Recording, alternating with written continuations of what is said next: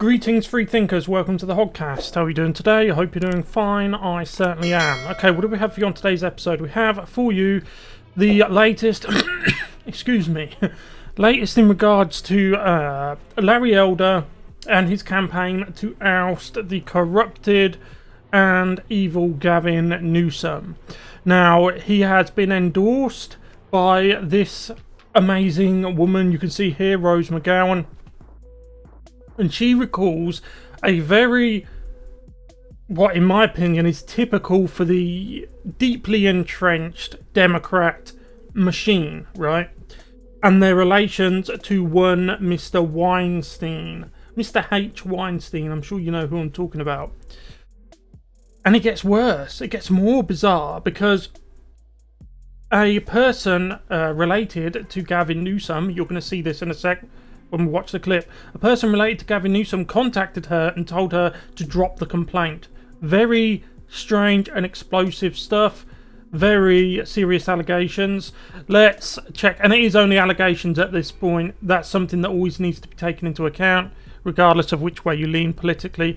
So let's get into this video now. But if you haven't yet, please like the video if you find it informative, subscribe to the Hoggcast, hit the notification bell and share this video around.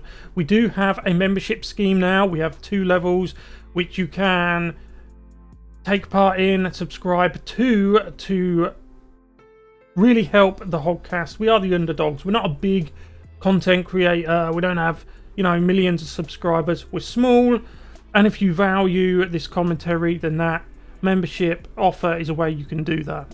Okay, let's get into this video. It gives me no great pleasure to call out Democrats. I was a Democrat. Activist and former actress Rose McGowan endorses Larry Elder for governor. She says Gavin Newsom's wife, Jennifer, a documentary filmmaker, called her before McGowan's assault allegations against Harvey Weinstein appeared in the New York Times. McGowan says California's first partner was calling on behalf of Boies Schiller, a law firm representing Weinstein at the time. So when I finally got on the phone with Jennifer Newsom for what I assumed was about movie projects, imagine my surprise when she says, "What can Boies Schiller do to make you happy?" And I had no idea who that was. So I just said nothing and hung up on her. That was my last contact with her. What Rose said about Gavin Newsom's wife is... Just let that sink in. You've seen all of the homelessness in California. The sky-high rent prices, house prices as well, if you are lucky enough to even own a house. I suppose that's a good thing for you. But it's not good if you're looking to actually own a piece of the American dream. But it goes further than that. This is just the length, and there's no word in the English language, there's probably no word in any language, to quantify just how far away this type of behaviour is to what a representative should be doing and should be behaving like. I mean, for heaven's sakes, you've got your wife phoning a victim of H. Weinstein.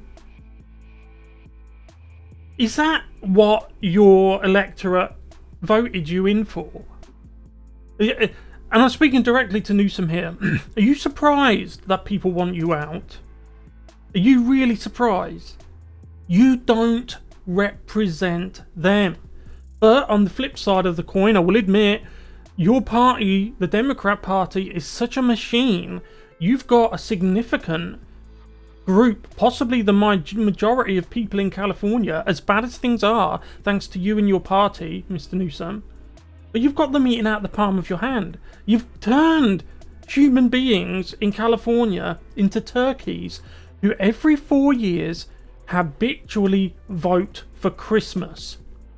Every 4 years these turkeys vote for Christmas, and then when you get some, let's refer to them as animal rights people, who come and try and rescue the turkeys, because these animal rights people have Republican on their name, the turkeys refuse to be rescued and say, "Oh no, we vote blue no matter who, we're voting for Christmas." is a bombshell. At a campaign event targeting Latino voters in Sun Valley, I asked the governor about McGowan. To what David Boies could do in terms of the Harvey Weinstein thing. Your reaction to that, what do you say? It's a curious closing argument. in this election, that she would be with someone who doesn't believe women are as smart as men, doesn't believe women have the right to choose even after they're raped. Those allegations are outrageous and false, and says everything you need to know about his campaign and candidacy. He denies all the allegations. So that is two classic smears from Gavin Newsom along the left-wing line of he's anti-women, he's anti-this. I'm surprised he didn't throw in because he's black. If he was white, it would be he's anti-black, anti-Asian, anti-Latino, and so on and so on. But he can't play that card with Larry Elder. This is getting to the heart of why they are so enraged in regards to Larry Elder. There is numerous reasons, but one of the main reasons is he is not towing the line. He is an African American who is not towing the Democrat line. That is unforgivable to a certain mindset within the left. It's unforgivable to them. Says that that's totally fabricated. What do you say to that? Well, all I want to know is, can you imagine if that story had been alleged against me or against my significant other? That's all anybody would be talking about. Yes, exactly. It would be. It would be. The only thing they talk about. The media, the mainstream media, is corrupt beyond repair.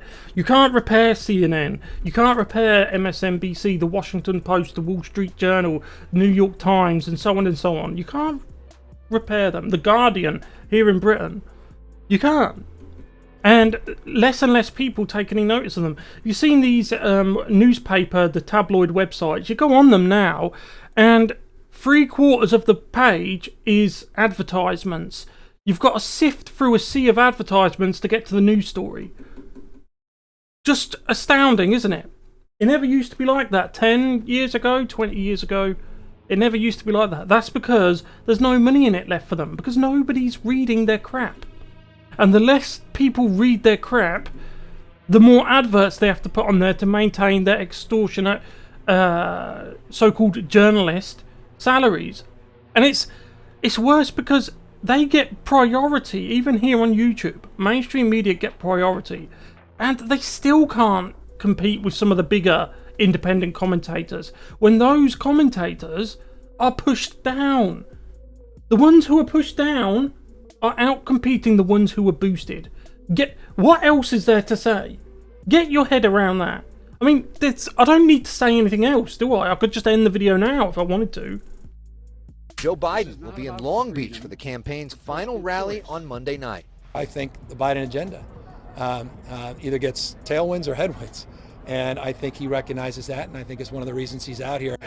No, the reason why Joe Biden's coming out there is because the most popular president in all of human history, the guy who clearly ran the best campaign of any president going back to George Washington, because he got more people apparently to pull that crank or to cast that you-know-what for him. 81 million? Must have been the best campaign ever, right? And California, being a Democrat hotspot, if a black Republican was to win down there, what do you think that would do to the myth that this fallacy that they're trying their hardest to prop up? What do you think that would happen to that in the minds of the public? Even in the minds of the turkeys that vote for Christmas, maybe they would start to think for once themselves. What do you think that would do? But I hate to burst your bubble. You know Larry Elder's not going to win. You know that. You watching this video, my regular viewers especially, you are smart people. You know he's not going to win, and you also know why, and I don't think I need to tell you. Elder drawing a large and enthusiastic crowd at the Junkyard Cafe in Simi Valley. Did you detect some energy from the crowd, Alex?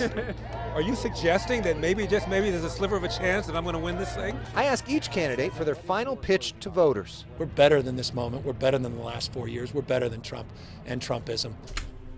What's Trump got to do with it? Okay, so you've noticed that with Newsom, he's not actually saying anything, right? But I don't blame him for doing what he does, because there's so many people out there, the turkeys that vote for Christmas, who they love this type of thing.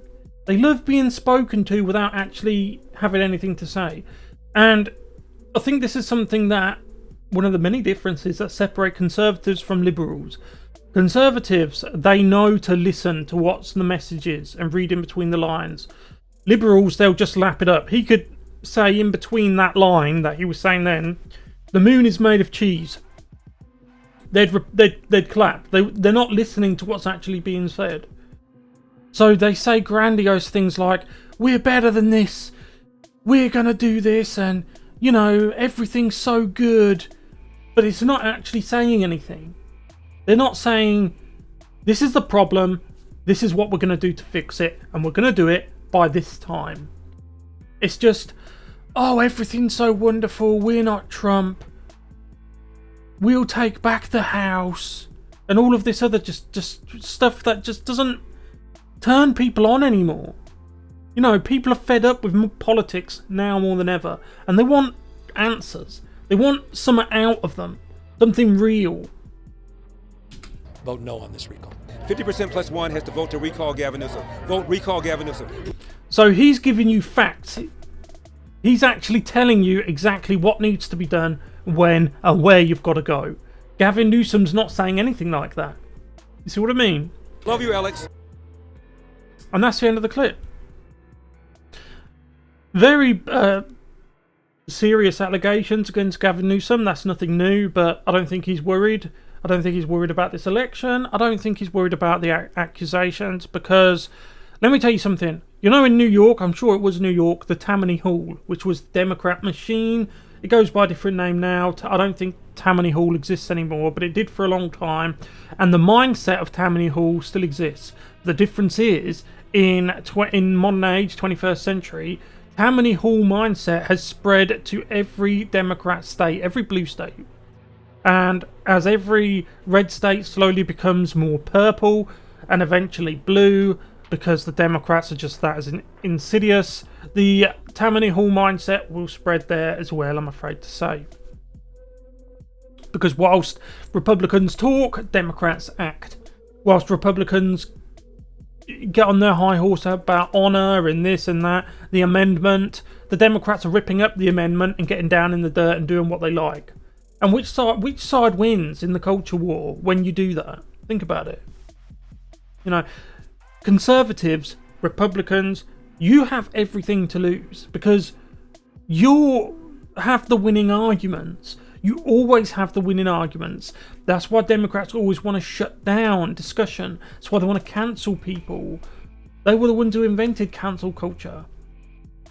They are acting whilst you are talking, and it's yours to lose. Anyway, look, I'll leave it there. Thank you very much for watching this video. If you haven't yet, please like this video if you found it informative. Subscribe to the Hoggcast, hit the notification bell, and share this video around. Remember, we do have a new membership scheme, the Coffee Club and the Gold Club members. £2.99 a month, and for the Gold Club it's £8.99. It's a way to support the channel. We are underdogs. We are conservative commentators, you know. And thank you very much for watching. I'll see you in the next one. Goodbye.